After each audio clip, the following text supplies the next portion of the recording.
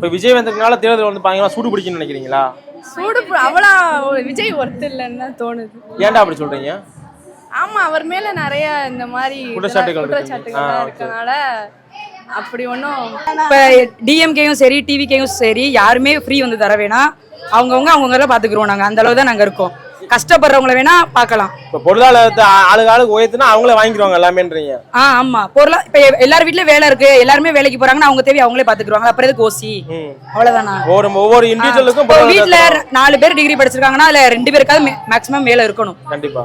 அப்ப வேலை இருந்தா அவங்களோட குடும்பம் டெவலப் ஆகும். ஒரு வீடு டெவலப் ஆனா அப்படியே நம்ம நாடு அப்படியே டெவலப் ஆக தானே செய்யும். ஜிஎஸ்டி அவ்வளவுதானா? ஓகே, சூப்பரா.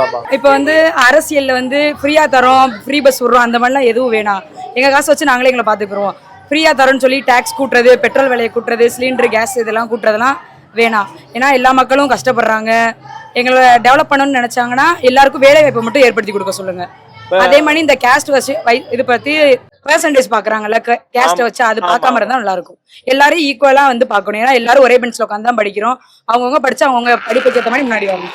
சூப்பரா.